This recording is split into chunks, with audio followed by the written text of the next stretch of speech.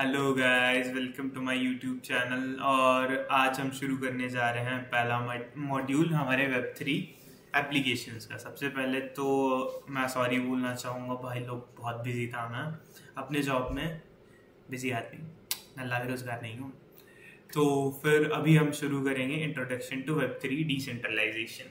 अब इसका पहले मैं तुम्हें ओवरव्यू दे दूँ कि इस मॉड्यूल में हम करने क्या वाले हैं। इस मॉड्यूल में हम बेसिकली वेब3 का इंट्रोडक्शन देंगे तुम्हें, और डिसेंट्रलाइजेशन क्या होता है, तुम्हें क्या क्या लर्न करने को मिलेगा, कि क्या एवोल्यूशन हुआ है वेब 1 से वेब3 का, understanding core principles that define Web3 technologies, core principle जिनसे वेब3 बना है, and explore how these new paradigms are disrupting industries and changing how we interact with the web। अब इससे इंडस्ट्रीज को क्या फर्क पड़ रहा है और हम कैसे क्या चेंजेस आएंगे कि हम इंटरेक्ट करते हैं वेब से, उसमें क्या क्या चेंजेस आएंगे। सबसे पहले बात करते हैं व्हाट इज वेब3। तो Web3 refers to the third era of internet which focuses on decentralization, user ownership and trustless interaction। अब इसका मतलब ये होगा कि वेब3 जो है थर्ड एरा ऑफ इंटरनेट है, जो बेसिकली फोकस करता है डिसेंट्रलाइजेशन पे, यूजर ओनरशिप पे और ट्रस्टलेस इंटरेक्शंस पे। अब ट्रस्टलेस इंटरेक्शंस का मतलब हुआ कि तुम्हें यहाँ पे ट्रस्ट करने की जरूरत नहीं है, यानी कि भरोसेमंद नहीं है इंटरेक्शन, तुम्हें ट्रस्ट करने की जरूरत नहीं है। और यहाँ पे हम ये नहीं पढ़ने वाले जो हमारे मम्मी पापा को लिंक्स आते हैं कि तुम 25 लाख की लॉटरी जीत गए। We are not talking about that. हम यहाँ पे बात करेंगे कि हम जैसे कॉन्ट्रैक्ट्स हो गए कि भाई साहब ये चीज़ होनी चाहिए, बट कई बार अगली पार्टी नहीं मानती है, लेकिन ये सब चीज़ यहाँ पे कोड पे होगा। तुम्हारे पास एक कॉन्ट्रैक्ट रखा है, सेम कॉन्ट्रैक्ट उनके पास भी रखा है, और कंडीशंस मेट होने पे वो एग्जीक्यूट हो रहा है। ठीक है, ये सब चीज़ें। वेब3 allows user to own and control their data, assets and identities. अब बेसिकली ये अभी क्या कर रहा है वो समझाऊंगा मैं तुम्हें, कैसे हो रहा है वो बाद में जब हम उस टॉपिक पाएंगे तब हम डिस्कस करेंगे। अभी बेसिकली ये है कि वेब3 जो है यूजर्स को कंट्रोल देता है उनके डेटा पे, उनके एसेट्स पे, उनके आइडेंटिटीज पे। तो just give me a minute भाई, इतना बोलने की आदत नहीं है, गला सूख गया। की फीचर्स ऑफ वेब3 decentralisation. No single entity has control over the entire ecosystem. अब डिसेंट्रलाइजेशन का मतलब क्या हुआ कि कोई भी एक सिंगल पावर जो है वो पूरे इकोसिस्टम को कंट्रोल नहीं कर रही है। अब यहाँ पे विद एग्जांपल बताना चाहूँगा मैं, जैसे कि हमारा हो गया फेसबुक पे भले ही हम कंटेंट डाल रहे हैं, कंटेंट कंज्यूम कर रहे हैं, but there is a centralised system Meta which is controlling this thing. Sorry English में आ गया, हिंदी चाह रहा था। तो यहाँ पे बेसिकली हो क्या रहा है कि जो मेटा है वो सारा कहीं ना कहीं मॉनिटर करिए, कंट्रोल करिए, हमारा डेटा इंडिपेंडेंट नहीं है। We are getting this illusion कि हमारा डेटा इंडिपेंडेंट है, बट अभी हमारा डेटा इंडिपेंडेंट नहीं है, जो कि वेब 2 में है। ट्रस्टलेसनेस। ट्रांजेक्शन आर वेरीफाइड विया consensus mechanism with the need of trusted intermediary. अब यहाँ पे है, तुम पेटीएम वगैरह पे कुछ ट्रांजेक्शन कर रहे हो, तो अभी तुम्हें एक थर्ड पार्टी है, पेटीएम ही मान लो, थर्ड पार्टी तो है। तो तुमने कुछ ट्रांजैक्शन करी, पेटीएम उसको वेरीफाई करेगा, देन दूसरे बंदे के पास जाएगा, बट यहाँ पे तुम्हें किसी थर्ड पार्टी की जरूरत ही नहीं है। ये डिसेंट्रलाइजेशन का भी एग्जांपल हो गया कि दो यूजर्स के बीच में पीयर टू पीयर मतलब पता होगा कि एक आदमी से दूसरे आदमी को डायरेक्ट, कोई हम बीच में कोई किसी चीज का इस्तेमाल नहीं कर रहा है। मैंने तुम्हें डेटा भेजा तो बस मुझे कंफर्म करना है, मैंने भेज दिया, तुम्हें कंफर्म करना तुमने रिसीव कर लिया। अब उसके बाद से यूजर ओनरशिप, जो मेरा डेटा है वो मेरा है। अगर मैं चाहूँ तो पूरे ब्लॉकचेन में डिस्कस करूंगा, अभी फिलहाल इतना समझ लो कि ब्लॉकचेन एक टाइप का नेटवर्क है जहाँ पे मैंने डेटा डाल दिया, अगर उसमें कोई कुछ चेंजेस करता है तो ये पूरे ब्लॉकचेन पे डेटा पड़ा हुआ है। तो अब अगर मेरा डेटा कहीं और पे चेंज हो रहा है बट मेरे पास चेंज नहीं हो रहा है, तो मुझे पता चल जाएगा भाई तूने कुछ चेंजेस करे मेरे डेटा में, बट मेरा डेटा तो ये है। और 75 लोगों के पास और पड़ा, वो भी कहेंगे नहीं नहीं भाई ये तो कोई इम्पोस्टर है, डेटा से छेड़छाड़ कर रहा है। ठीक है, अब चलो हम आ जाते हैं overview of web 1, web 2, web 3। तो जो वेब 1 था हमारा 1990 से 2000 के टाइम पे चल रहा था। इसके कैरेक्टरिस्टिक्स क्या थे? Static pages, simple text and images, limited interaction. और उसके बाद से ownership content was largely controlled by companies hosting websites, centralise control. अब यहाँ पे बेसिकली क्या होता था, अगर तुम कभी 2000 से 2005 के बीच में अगर तुमने कभी देखा हो नहीं, 2000 से 2005 के बीच में तो चलो फिर भी वेब 2 आ गया था, बट बेसिकली जैसे कि मेरा बर्थ है 2001 का, लेकिन स्टिल मैंने वेब 1 यूज किया। तो वहां पे क्या होता था कि बेसिकली तुम्हें जाना है, तुम्हें सिर्फ देखना है, कंटेंट किसी सेंट्रलाइज पार्टी ने वहां पे डाल रखा है, तुम्हें बस जाके कंटेंट कंज्यूम कर सकते हो, तुम उसके सिवा कुछ नहीं कर सकते हो।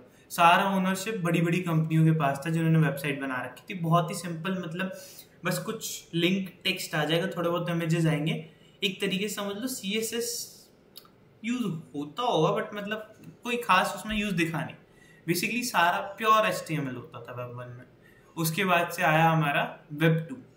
अब वेब 2 में क्या था कि हमारे पास सोशल वेबसाइट्स आ गए, जैसे फेसबुक आ गया, इंस्टाग्राम आ गया। तो ये काफी सारे वेबसाइट्स आ गए जहाँ पे हम पहली बार कंज्यूम ही नहीं कर रहे थे, हम अपना डेटा डाल भी रहे थे। और ये मिड 2000s के बीच में, और अभी तक ये चल ही रहा है। मिड 2000 शुरू हुआ, अभी तक ये चल ही रहा है। अब इसके क्या फीचर्स थे, characteristics, basically interactive platform, social media, ecommerce, user generated content. अब यहाँ पे क्या होता था भाई कि मान ले मैंने उठाया फेसबुक पे अकाउंट खोल लिया, अब मैं यहाँ पे सिर्फ दूसरों की फोटो देख नहीं रहा हूँ, मैं अपनी फोटो डाल सकता हूँ, मैं कुछ कर रहा हूँ वो चीज में। सोशल मीडिया सब चलाते हैं यार, ये एक्सप्लेन करने की जरूरत है मुझे।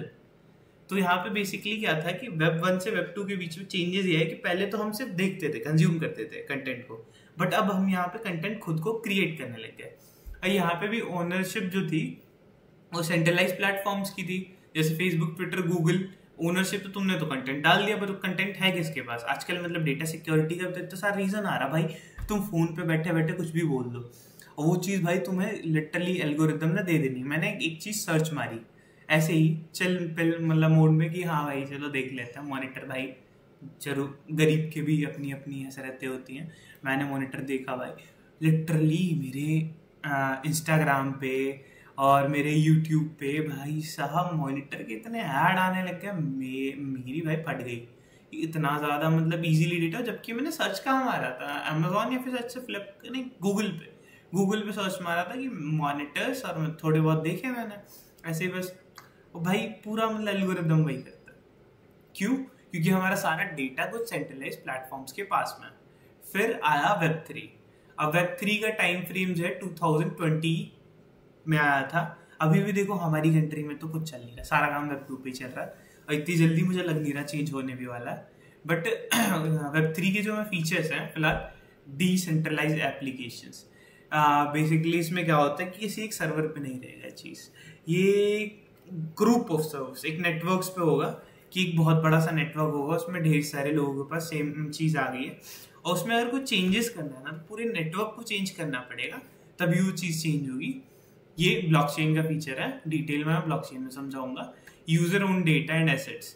अब जो भी हमारा डेटा है, एसेट्स है, जैसे लाइक वॉलेट होता है हमारे, उसमें हम क्रिप्टो करेंसी वगैरह रखते हैं, तो क्रिप्टो करेंसी क्या है, एसेट ही है ना काइंड ऑफ। और वैसे ही हमारा डेटा भी हो सकता है, तो हमारे अपने वॉलेट में या फिर हमारे अपने किसी टाइप ऑफ कंटेनर, लाइक हमारा पीसी भी हो सकता है, उसमें हमारा पर्सनल डेटा हम ओन कर सकते हैं, उस पर कोई चेंजेस नहीं कर सकता भाई। कोई भी देख सकता है कि मेरा डेटा कहाँ से कहाँ तक आया है, ठीक है, बट कोई चेंजेस नहीं कर सकता। और अगर कोई चीज प्राइवेट रखनी है वो प्राइवेट भी रख सकते हैं, देयर आर प्राइवेट ब्लॉकचेन्स, बहुत कुछ होता है। बट बेसिकली अभी के लिए समझ लो कि हमारा डेटा सेफ है। यहाँ पे ऐसा कुछ नहीं है कि मेरा डेटा कल का कोई भी बंदा आता है हम उठा के चेंज कर देगा, नहीं कर सकता। अब वेब 3 के कोर प्रिंसिपल्स क्या है? वेब 3 के कोर प्रिंसिपल्स हैं डिसेंट्रलाइजेशन, ट्रस्टलेसनेस, यूजर ओनरशिप। इस पे हम बड़ी देर से डिस्कस कर रहे हैं कि क्या है decentralisation, trustlessness and user ownership. थोड़ा और डिटेल में जाता है। तो क्या है decentralisation? Power is distributed across network of computers not controlled by a single entity. Every participant in the network can validate and verify transactions. भाई बड़ी देर से सीरियस टॉक हो रहा भाई बहन, बकचोदी के बिना मन नहीं मानता, बट ठीक है पढ़ लेते, थोड़ा पढ़ लेते, थोड़ा सा। तो power is distributed across a network of computers, कि ढेर सारे, अभी मैंने बताया आपको, ढेर सारे नेटवर्क ऑफ कंप्यूटर्स के बीच में पावर डिस्ट्रीब्यूट करेगा। पावर का मतलब क्या हुआ कि अब देखो, पावर का मतलब है कि मैं ये डेटा चेंज कर सकता हूँ, बट ऐसे नहीं कर सकता मैंने चेंज किया, फिर जितने भी डिस्ट्रीब्यूटेड नेटवर्क है उसमें ये चीज़ चेंज अप्रूव करानी पड़ेगी मुझे। अगर मैंने ये चीज़ अप्रूव नहीं कराई तो काइंड ऑफ मुझे इम्पोस्टर घोषित कर दिया जाएगा, नहीं भाई हम सबका डेटा तो ये है, तेरा अलग कैसे आ रहा है? तूने चेंजेस करे हैं ब्रो, कुछ तो गड़बड़ है था, कुछ तो गड़बड़ है था। उसके बाद से अपन आ जाते हैं trustlessness. User do not need to trust intermediaries, banks और प्लेटफॉर्म्स फॉर ट्रांजेक्शन और operations. Transactions are verified by consensus mechanism such as proof of work or proof of stake. अब यहाँ पे हमें किसी इंटरमीडिएट पर्सन से ट्रस्ट काइंड ऑफ, पेटीएम पे हम मनी ट्रांसफर कर रहे हैं तो हम पेटीएम को ट्रस्ट करके मनी ट्रांसफर कर रहे हैं कि हाँ भैया ये लो हमारे पैसे, धर दिए तुम्हारी गोद में और भेज दो भाई इस बंदे को। अब यहाँ पे बकैती क्या हो रही है कि हम पैसे भेज रहे हैं भाई, ऑब्वियसली कुछ ना कुछ तो उनका बेनिफिट होगा, फ्री में तो कोई काम नहीं कर रहा। 75 तो भाई मेरे को लोन के मेल आ जाता है रोज, मेरे को कॉन्ग्रेचुलेशंस लोन इज अप्रूव्ड, मैं थैंक यू रिप्लाई भी कर देता हूँ, मेरे को लोन चाहिए ही नहीं भाई, तू रहने दे। तो कुछ ना कुछ कहीं ना कहीं आपके बैंक से या समहाउ पैसे कट रहे होते हैं। तो ये चीज़ यहाँ पे है कि यहाँ पे भी कटेंगे ऑब्वियसली, क्योंकि देखो कुछ ना कुछ कंज्यूम हो रहा है, वो हम वॉलेट में डिस्कस करेंगे। तो फिलहाल यहाँ पे हम कैसे प्रूव करते हैं कि मतलब कौन चेंजेस कर सकता है। या तो मैंने कुछ बेसिकली मैंने कुछ प्रूफ ऑफ वर्क देना है कि भाई मैंने यहाँ पे ये चेंजेस किए हैं, मेरा ये मतलब मैंने काम किया है इतना, मैंने अपना कुछ कंज्यूम किया है, ठीक है। या तो प्रूफ ऑफ स्टेक कि मैं इस पूरे मैकेनिज्म में मैं कितनी चीज़ें ओन करता हूँ। दो ही तरीके से तुम चेंजेस कर सकते हो, या तो तुम प्रूफ ऑफ वर्क दे दो कि भाई मैंने इतना काम किया है, ये वो सीन है इसमें और ये चेंजेस मेरे हैं, प्लीज कर दो। या तो तुम्हारे पास बहुत ज़्यादा, जैसे कि मान लो तुम पूरे कंप्यूटर नेटवर्क का 60% तुम ओन करते हो, ठीक है। तो अब तुम्हारे पास ढेर सारा स्टेक है, तो क्योंकि तुम ऑलरेडी ढेर सारा मेजोरिटी चीज़ें ओन करते हो, that gives you the right to make changes. Because मैंने क्या बताया कि अभी ग्रुप ऑफ नेटवर्क्स में ये सर्वर हमारे डिवाइडेड होंगे। अब जब सर्वर हमारे ग्रुप ऑफ नेटवर्क्स में डिवाइडेड हैं तो वहाँ पे सीन ये है कि सारा मेजोरिटी ऑफ पीपल का हमें वो चाहिए अप्रूवल। अगर मान लो कोई थोड़ा बहुत सा एक आध बंदा है वो करता है चेंजेस, तो वो चीज़ नहीं मानी जाएगी, क्योंकि भैया ना तो आपने कुछ प्रूफ ऑफ वर्क दिया है, ना आप इतना सारा स्टेक ओन करते हो कि आप इस पे चेंजेस कर सको। प्रूफ ऑफ वर्क में बाकी जो स्टेक होल्डर्स हैं वो उसका काम देखेंगे, हाँ भाई ठीक है, अगर हमें ठीक लगा तो हम ये चेंजेस अग्री करते हैं। जस्ट लाइक इन गिटहब में जब तुम ओपन सोर्स में कंट्रीब्यूट करते हो, बिल्कुल एग्जैक्ट मैकेनिज्म नहीं है, मैं एग्जांपल के लिए बता रहा हूँ, तो कंट्रीब्यूट करते हो तो तुम प्रूफ ऑफ वर्क देते हो, वहाँ पे तुम्हारा वर्क चेक होता है, देन तुम्हारी जो पुल रिक्वेस्ट है, अगर गिटहब का नहीं पता तो पुल रिक्वेस्ट बेसिकली जब तुम बोलते हो भैया मैंने कुछ आपके कोड में चेंजेस किए हैं, ये मैं आपको दे रहा हूँ, प्लीज़ इसे इसमें ऐड कर दीजिए। तो अब जो बंदा जिसके पास स्टेक है, जो गिटहब रिपोजिटरी को ओन करता है, वो तुम्हारा काम देखेगा, उसे सही लगा तो रख लेगा, हाँ भाई ठीक है चल बढ़िया काम है करते। तो ये तो हो गया तुम्हारा प्रूफ ऑफ वर्क। अब प्रूफ ऑफ स्टेक कौन? जो बंदा ओन करता है। भाई जब उसी का गिटहब रिपोजिटरी है, वो तो चाहे जो मर्जी करे, कोई कुछ कह थोड़ी सकता है उसे, तो वो बेसिकली चेंज कर देगा। अब यहाँ पे user ownership, user have full control over their digital identities, assets and data. Ownership is represented by private keys and decentralised identities. अब जो यूजर होता है उनका जो सारा डेटा होता है, जो भी उनकी डिजिटल आइडेंटिटी है, एसेट्स है, जितना भी डेटा है, ये सारा फुल्ली उनके कंट्रोल में होता है। और ये सारे का ओनरशिप रिप्रेजेंट कैसे होता है? प्राइवेट की। अब जैसे कि मैंने प्री रिक्विजिट्स में पहले बताया, तो तुम्हें थोड़ी बहुत क्रिप्टोग्राफी आनी चाहिए, तो एक बार ना देख लेना कि ये क्या होता है प्राइवेट की क्रिप्टोग्राफी। बेसिकली मैं बता देता हूँ थोड़ी बहुत नॉलेज के लिए, कि हमने हमारे पास दो की हो गई, एक पब्लिक की, एक प्राइवेट की। प्राइवेट की तुमने छुपा के रखनी होती है, किसी को नहीं देनी, ठीक है, ऐसे करो छुपा के रख। और जो पब्लिक की फेंक दो भाई, ऐसे मतलब लिटरली उड़ा दो कि भाई ये ले, ये मेरी पब्लिक, कोई भी रास्ते में ले भाई मेरी पब्लिक की। क्यों? क्योंकि भाई जब मतलब कि तुम्हारा जो पब्लिक की है, it is suppose to be known to public. अब उससे क्या होगा कि अगर तुम्हें किसी को डेटा भेजना है तो तुम्हारे पब्लिक की से इनक्रिप्ट करके तुम्हें भेजेंगे, बट जो तुम्हारा खुद का डेटा है वो अगर तुम अपने पब्लिक की से इनक्रिप्ट कर दो तो वो सिर्फ डिक्रिप्ट होगा तुम्हारे प्राइवेट की से। तो जो चीज़ें तुम्हें भेजी जा रही हैं वो सारा तुम्हारा ही डेटा होगा ना, समझ रहे हो? या फिर तुम खुद से भी तो अपने पब्लिक की, ऐसा तो है नहीं कि तुमने जनता को बांट दिया, तुम्हारे पास तो होगा ही नहीं अपना पब्लिक की। तो ये सब चीज़ें हैं। अब key technologies behind Web3। Blockchain, cryptography, centralised network, decentralised networks और स्मार्ट कॉन्ट्रैक्ट्स। ब्लॉकचेन क्या होता है? एक distributed ledger that records transaction across many computers. Example include Ethereum, Bitcoin, Solana. अब ब्लॉकचेन क्या होता है? एक डिस्ट्रीब्यूटेड लेजर होता है जिसका काम होता है ट्रांजैक्शंस को रिकॉर्ड करना अक्रॉस मेनी कंप्यूटर, ढेर सारे कंप्यूटर्स के बीच में तुम्हारा ट्रांजैक्शन रिकॉर्ड करेगा। फिर गला सूख गया भाई, इतना कितना बुलवा रहे हो।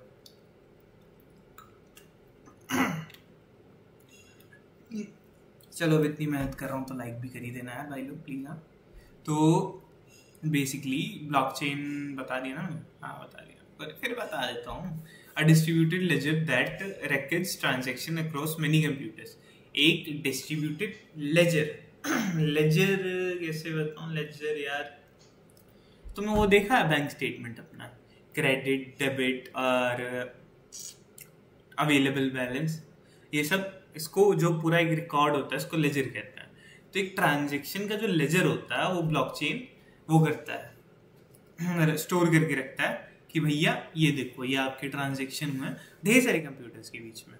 तो अगेन अगर कोई यहाँ पे ब्लॉकचेन में एक कंप्यूटर उस ट्रांजैक्शन में कुछ पीछे जाके चेंजेस कर दे तो उसके आगे के सारे चेंजेस इनवैलिड हो जाएंगे।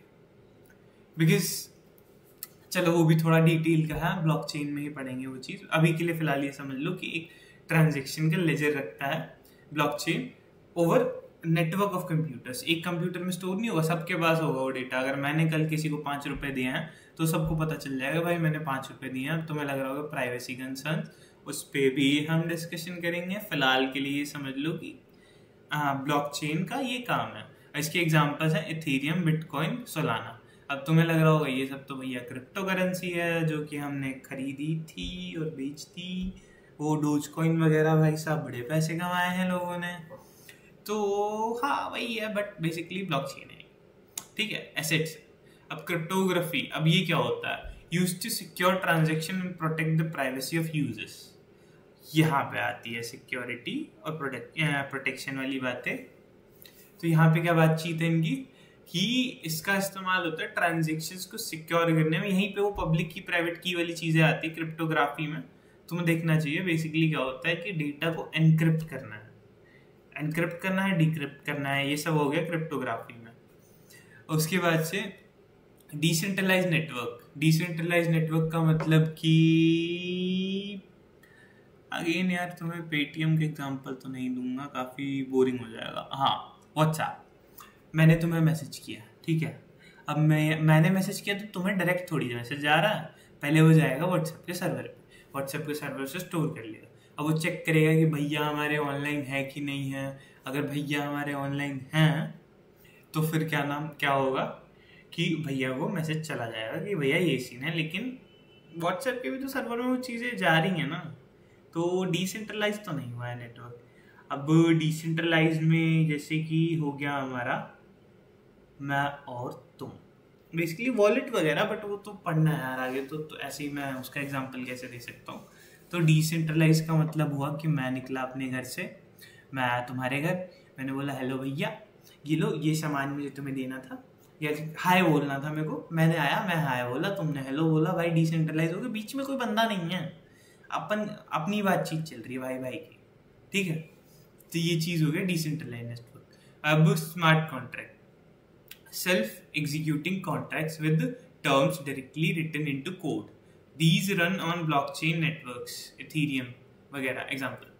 तो बेसिकली ये क्या होते हैं, ऐसे कॉन्ट्रैक्ट्स होते हैं जो सेल्फ एग्जीक्यूटिंग होते हैं। अब सेल्फ एग्जीक्यूटिंग कैसे होगा भाई, कोड कर दिया। अभी मैंने थोड़ी देर पहले रेफरेंस यूज किया था, तो स्मार्ट कॉन्ट्रैक्ट का रेफरेंस था कि यहाँ पे कुछ ऐसे सेल्फ एग्जीक्यूटिंग कॉन्ट्रैक्ट्स होंगे जिनके टर्म्स कोड में लिखे होंगे कि भाई अगर ये होगा तो ये कर देना, ये होगा तो ये होगा कॉन्ट्रैक्ट में, और ये ब्लॉकचेन पे हम लोग चला के छोड़ देते हैं कि भाई अब इसमें ना मेरा कंट्रोल ना तुम्हारा कंट्रोल। मान लो तुमने इंश्योरेंस कराया, अब इंश्योरेंस एक कागज पे लिखा हुआ है, वो कागज तुम्हारे पास है, चलो ठीक है। लेकिन अगर तुम जाओ इंश्योरेंस कंपनी को बोलो, मना भी तो कर सकती है, जाओ केस लड़ लो भाई, बहुत पैसा इंश्योरेंस कंपनी के पास, और केस वेस का तो तुम्हें पता ही है क्या सीन है। लेकिन स्मार्ट कॉन्ट्रैक्ट में क्या होगा, अगर बोला है कि भाई अगर ऐसा ऐसा कुछ हुआ और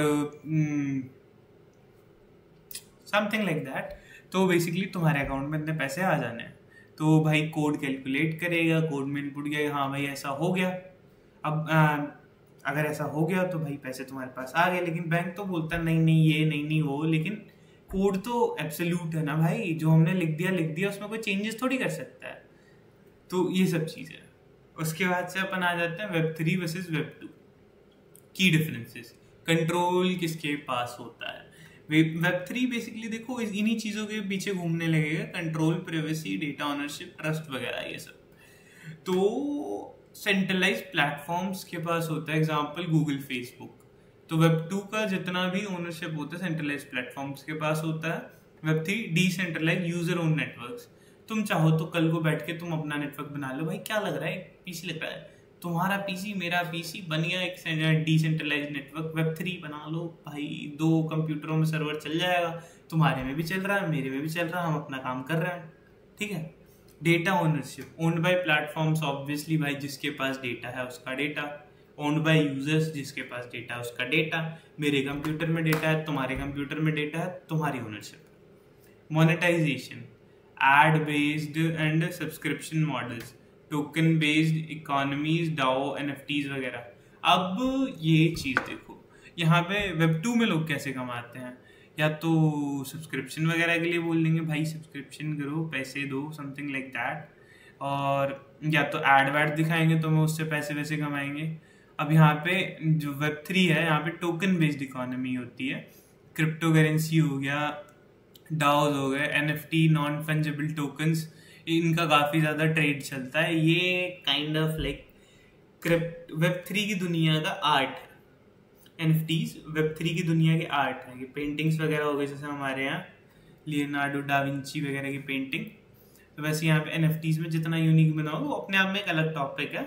अगर तुम चाहो तो कमेंट सेक्शन में डाल देना, मैं इस पर वीडियो बना दूंगा। उसके बाद से trust, relies on trusted intermediaries like bank, tech companies.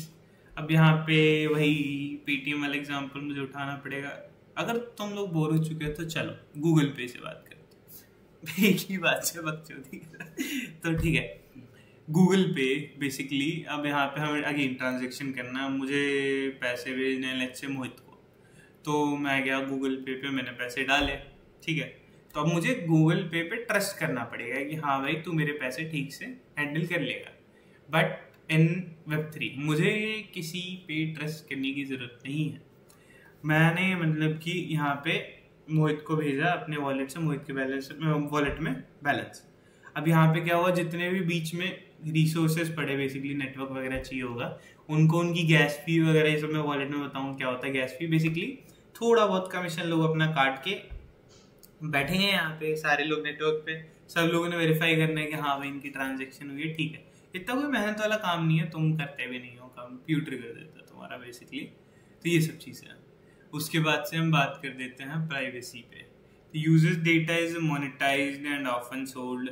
अब भाई यहाँ पे क्या होता है कि तुम्हारा जो डेटा है किसी और के सर्वर पे पड़ा है, बेच सकते हैं वो लोग, आराम से बेच सकते हैं, कौन रोक रहा है भाई। और यहाँ पे सारा डेटा इनक्रिप्टेड है with the help of cryptography. तो जैसे कि मैंने बताया था कि तुम्हारा सारा डेटा पड़ा तो पूरे नेटवर्क पे रहेगा, बट देख तुम ही सकते हो। अब ये क्या कहती है, अब तुम बोलोगे भैया अभी तो आप कह रहे थे कि क्या नाम, एक मिनट,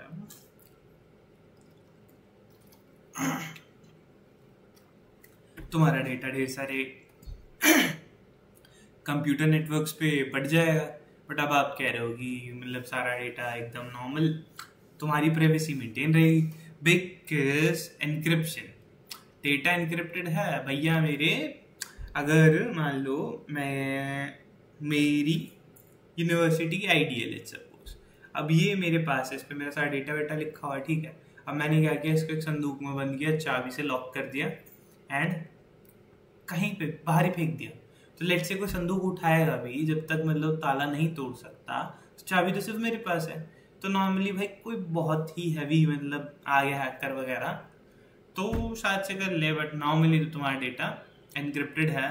और बेसिकली अगर तुम्हारा डेटा कोई चुराने बंदा आएगा तो उस टाइम पे तुम इतने बड़े बन चुके होगे कि तुम सिक्योरिटी मेजर्स उस हिसाब से लगा लो। बट एज अ कॉमन जनता भाई कोई तुम्हारे डेटा में उतना ज़्यादा इंटरेस्टेड नहीं है जितना मतलब tech giants obviously. And it is not worth it to break into Web3 to get individuals data. भाई बहुत मुश्किल होती है। अगर ये इन्होंने क्वांटम कंप्यूटर बना लिए ढंग से तो बात अलग है, अभी तो मुश्किल है। चलो यूज केसेस ऑफ Web3 कहाँ पे यूज होता है? DeFi, decentralise finance. Decentralise finance का मतलब क्या हुआ? बैंक को मारो गोली कि चल बे, हमें नहीं रखने हमारे पैसे तुम्हारे पास, हम अपना मतलब आपस में ट्रांजेक्शन कर लेंगे। अब क्या होता है कि जैसे मान लो कि मैं यहाँ से किसी दोस्त को भेज रहा हूँ, दुकान पे कर रहा हूँ, तो वहाँ के लिए तो यूपीआई ठीक है, लेकिन भाई अगर मुझे यहाँ से यूएस पैसे भेजने तो यूपीआई वगैरह नहीं चलता। मुझे रेमिटेंस के थ्रू पैसे भेजने पड़ेंगे या फिर कुछ मतलब तरीका होगा जिससे मुझे पैसे भेजने होंगे। ये बहुत सारे फेडेक्स वगैरह कुछ चीज़ें आती हैं, सर्विसेज, जिनसे मतलब यूएस से यहाँ पे पैसा, यहाँ से यूएस को पैसा, अलग अलग कंट्रीज में पैसा। तो यहाँ पे थोड़ी बाउंड्रीज हो जाती है। यहाँ पे अगेन हमें एक मीडियम, कोई ऑर्गेनाइजेशन, कोई सेंट्रलाइज्ड अथॉरिटी को कांटेक्ट करना पड़ेगा कि भैया प्लीज मेरे पैसे इधर से उधर कर लो, उन्हें हमें ट्रस्ट करना पड़ता है। बट यहाँ पे क्या होगा कि ट्रेडिशनल फाइनेंशियल सर्विसेज है जैसे lending, borrowing, trading or decentralised, moving intermediaries bank. तो अभी जो क्या है, ये ट्रेडिंग होता है, बोरोइंग होता है, लैंडिंग होता है, ये सब डिसेंट्रलाइज्ड हो जाएंगे। अब यहाँ से हम बीच में से बैंक हटा सकते हैं। अगर मुझे कोई चीज़ बेचनी है, भाई ये रहा सामान, लाओ पैसे दो, डायरेक्ट तेरे वॉलेट से मेरे वॉलेट में, बीच में जो भी मतलब खर्चा वर्चा थोड़ा बहुत हुआ वो अपना जो नेटवर्क वाले बंदे हैं उनको मिल जाएगा। क्योंकि भाई देखो ऐसा तो कुछ जादू तो है नहीं, बीच में इंटरनेट लगा हुआ है। इंटरनेट में जितने ज़्यादा तुम्हारे नेटवर्क में कंप्यूटर्स होंगे उतना ज़्यादा फास्ट होगा। अगर तुमने कभी टॉरेंट वगैरह पर डाउनलोड किया होगा तो वहाँ पे एक चीज़ दिखाती होगी, सर्चिंग फॉर पीयर्स, जितने ज़्यादा पीयर्स उतनी बढ़िया स्पीड। तो बेसिकली वो चीज़ हो गई। इसमें उनका भी भाई कुछ कंप्यूटर का डेटा वेटा रिसोर्सेज खर्च होते हैं, तो उसका थोड़ा बहुत पे करके अपन आगे बढ़ लेते हैं। NFTs हो गए, non fungible tokens, digital ownership certificates to unique assets, art, collectibles, music. कोई भी एक यूनिक एसेट हो गया जिसका तुम्हें डिजिटल ओनरशिप सर्टिफिकेट होता है, NFT। लेट इट से आर्ट हो गया, कुछ भी कलेक्टेबल हो गया, कुछ भी म्यूजिक, डिजिटल थिंग्स, ठीक है। एग्जाम्पल तुम्हारा क्रिप्टो पंक हो गया, बोर्ड एप, याच क्लब, काफ़ी सारी चीज़ें हैं। तो ये तुम देख सकते हो। NFT अपने आप में भाई मैंने बताया ना एक स्पेशल टॉपिक ऊपर से, तो अगर इसे पढ़ाने बैठा तो ये टॉपिक रह जाएगा तुम्हारा। उसके बाद डिसेंट्रलाइज ऑटोनोमस ऑर्गेनाइजेशंस, डाओ। अब नाउ डाओ क्या होता है? Community led organisations governed by code rather than leaders. Example Maker DAO, UNICEF DAO. तो ये NGO की तरह वाली कि नॉट गवर्नमेंट ऑर्गेनाइजेशन है, बट यहाँ पे लीडर्स या लीडर्स नहीं होते, कोई मतलब बंदे नहीं होते, कोड से बेसिकली कि तुम अपना कोड करो और उसमें कुछ रूल्स अपने स्पेसिफाई कर दो, प्रूफ ऑफ वर्क दो, कोड बदल दो, ये वो अतरक लहसुन, ऑल दैट वियर्ड शिट, ठीक है। अब बात जाते हैं मेटावर्स इन वर्चुअल वर्ल्ड्स। भाई एक क्रेजी बूमिंग इंडस्ट्री है आजकल भाई। ऑनलाइन डिजिटल जमीनें बिक रही हैं यहाँ पे। Virtual reality spaces where users can interact, socialise and transact in digital assets. अब इसका एग्जांपल मैं तुम्हें माइनक्राफ्ट का दे सकता हूँ। तो माइनक्राफ्ट जैसी चीज़ें, सैंड बॉक्स हो गया हमारा, डिसेंट्रलैंड। तो बेसिकली तुम्हारे पास एक जगह होगी, तुम खुद बनाओ भाई, बेचो, जो करना तुम उसके साथ करो। तो एक डिजिटल डेटा रह जाएगा वहाँ पे। मेटावर्स हो गया एक काइंड ऑफ डिजिटल यूनिवर्स, ये होता है metaverse of virtual worlds. Hands on setting up Web3 wallet and introduction to Ethereum. अब भाई अपने आप में बहुत बड़ा टॉपिक है और मैं आ चुका हूँ थक एंड वीडियो हो रही लंबी। तो आज के लिए टाटा बाय बाय। अगला टॉपिक है हमारा hands on setting up of Web3 wallet and introduction to Ethereum. So thank you for having me. मिलते हैं अगले वीडियो।